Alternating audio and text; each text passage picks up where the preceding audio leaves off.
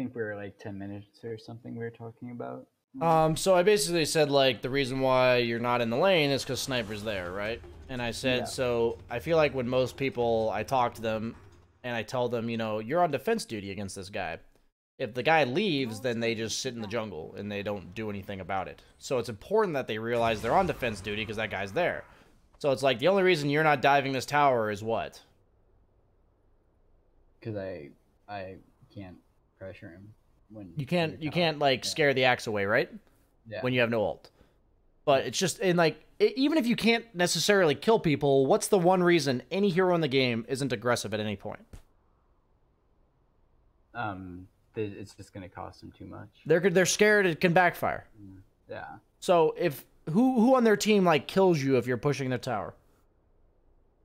Like, how do you die here?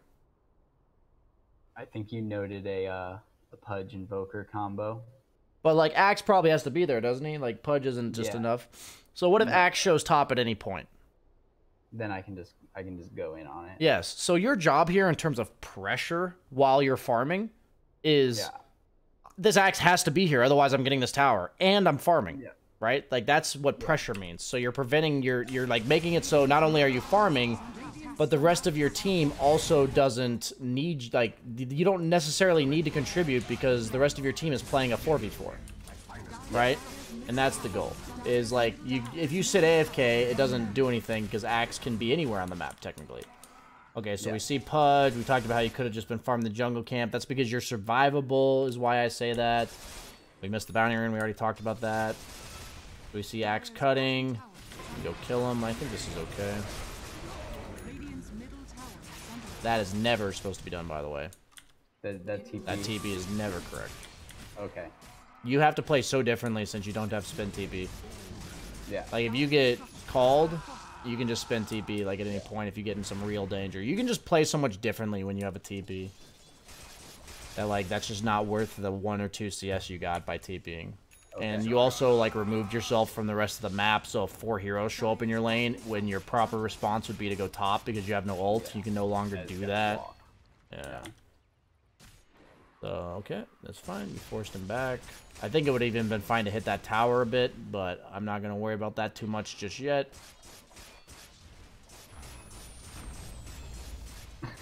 So, like, while you're hitting those creeps, you should be looking at... No! Why? I am not sure. You're so strong here. Don't leave. Yeah. Can they kill you? No. Oh, I think I just get a little anxious when I've been in lane for 14 minutes. I just always ask myself how I die. You got 2 wards around you. Like, look at this. Look at what you see, right? Like, you see Lich, you see Pudge, you see Axe. Who kills you, right? Slark doesn't kill you. Yeah. So this is definitely just a way too scared of a TP. You're really strong right now. You have a Battle Fury. Why not just farm bottom while pressuring the tower? You know what I mean? Like, don't let Pudge defend that tier 1. That's something Axe has to be able to do, right? Or, like, you should make Axe be the one that's the only one able to do so. So now you're top. Most scenarios, this is where you want to be, but you're just so strong and you have so many wards bottom, you might as well take that tower first. And you don't... Guess what? If you have wards bottom, you don't have wards top. They were kind enough to just walk into you. I still think this is incorrect. Like, I don't mind the way you're playing in terms of aggressively, but it should be bottom based on your wards, just because that's like... So, what did I say is more aggressive? This or this? In general. The bottom one. Yeah, the bottom one, right? But if you're just that much stronger than them, you should play here because it's better. Usually the reason people don't play here is because it's harder.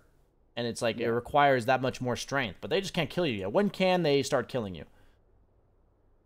Axe Blink? Yeah, Axe Blink, right? So until Axe Blink, you can play here all you want. Okay. That's how I look at it. If they bring 4 heroes, sure, let them do that. But make them make a very serious effort to boot you out of bottom. Right? Like, that's how I think about it. Force them to make the play. And I think if you're 4v4 bottom, or 5v5 even, that's really good for you guys. Because you guys have already taken top tower, you've already taken mid tower at that point. The best thing you can do for map control is make it so the enemy team gets no towers. Oddly enough. If you have this tower already, you have this tower already, and you're strong, the best thing you can actually do is prevent them from getting any towers. And if they're behind, what's their first tower they want to take, because it's the easiest one? That bottom one. The bottom one. So just, if they never get that tower, you just never lose this game, is how I kind of look at it. If I'm just playing here the whole time, they can't do shit. So you guys might just be far enough ahead that it doesn't matter, but it's still this is an exception, it's right? kind of why I chose this game, though. It's because I knew there was going to be stuff. So every game, I just try to ask myself when I'm killable in my own safe lane. Sometimes it's 4 minutes in. Sometimes it's not until 15, you know? And, like, I also ask myself, whoever shows up to my lane, am I rotating or not? Like, am I fighting them or am I leaving? You know, a lot of that has to do with the carry matchup. Like, as a Jug, generally speaking, if you're even or above him in farm, you should never be afraid of Slark in the early game. Yeah. So, like, you want to confront him head on. So if they haven't taken his top tower yet, you should go to his tower because he doesn't take towers, but you do. But if top tower's already dead, then you're fine to just keep defending Bog. So we take Roche now. This is fine.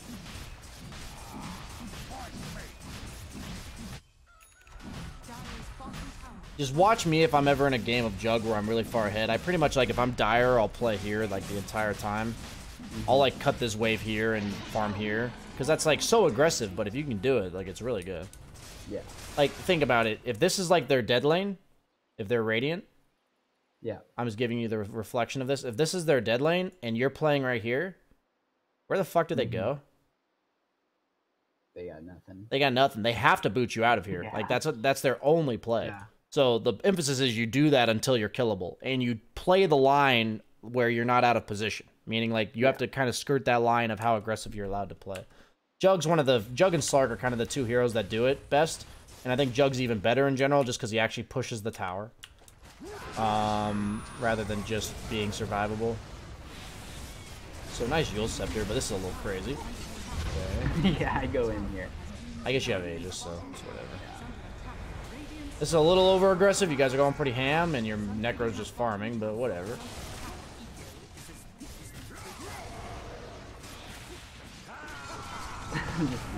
This is nuts. I do like the item though. SNY is good against Axe nowadays. I assume that's why you built it, right? I believe so, but I don't want to. Okay. I mean, that's what a lot of carries do against Axe specifically. I think it's actually why Axe fell off. Axe sucks now because of the way they reworked SNY and Satanic.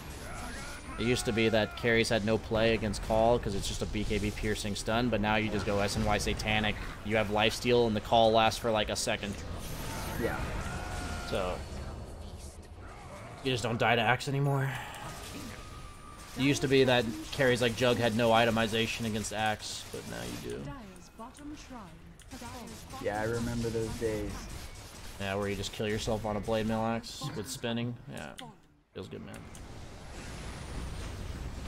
So at this point, I think the game's pretty straightforward. You take over this side of the map. You have your basher and your back bat. That's pretty small detail, but you know, probably should get that out of you. Oh, there you go. There we go. Figured it out. And you're Jug, so like it's pretty easy to take base in general. This is a little nuts, again, I'd say, but not gonna worry about that too much. That's just something where the weird thing is when you're sieging base, the threat of Omni Slash is almost better than using it. I've learned that lesson. Just something to think about. Like, make them come to you rather than go to them. Like, I feel like with the heroes you have so much counter initiation. You have Sven, like Warcry, you have Echo Stomp from ET, you have Rubik Lift, like, and they have to go on you, right? Because you're just hitting the towers. So I think to myself in these type of games, like, never really go on them, make them go on me, and if they go on me, Omni Slash them. Like, that's how I'm thinking about it. But that's like a pretty nitpicky thing. Go ahead. No, I actually think it's important because the game I was going to give you that we ended up looking at is I probably make that mistake and it actually cost me. Yeah, there's two ways of looking at high ground sieging. One, we have to kill them, and if they step up, we kill them. Or two, they have to go on us. And generally speaking, it's just something you have to ask yourself, like, if nothing happens here, who benefits? And like, if they're poking you down, then that they benefit. But if they have to commit on you and you're survivable, then you benefit with nothing happening, right? So let them commit on you. Their heroes have to commit. They don't have this sniper, Zeus, Tinker type hero, right? Like, they just... What is going on with my computer? Hello? Yeah, I can still hear you. What the fuck? We just lost screen share. Yeah, my Dota froze, or closed, like, without me doing anything. So this is very strange. But okay, so basically, long story short, we're done with the game. So just make sure you don't make sure you try to think about that aspect. Like when I told you about on the map, who benefits with none of the lanes being pushed.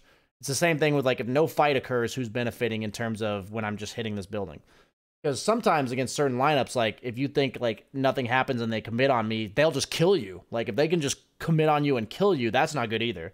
But like when Invoker's dead and Pudge is dead, there's no way they can commit on you with Axe and actually do anything. So that's when you just hit the building. And you got to have the discipline in order to do that. So I'm not gonna pull up the game like screen share because there's nothing else to screen share. But yeah, man, do you have any like last minute questions before we wrap up the session? No, it's really good. Yeah. Cool, man. You know, happy birthday again. Sorry once again about all the confusion. I'm glad we were managed to able to get this session done. No, thanks for going late. I know you were kind of done coaching tonight. Yeah, all good, man. All good. All good. So yeah, thanks for signing up, and I guess whoever signed up for you. But yeah, man, thank you. And sorry about the problems with the computer. Appreciate it again, man. Yeah, no problem. Yeah, have a good one.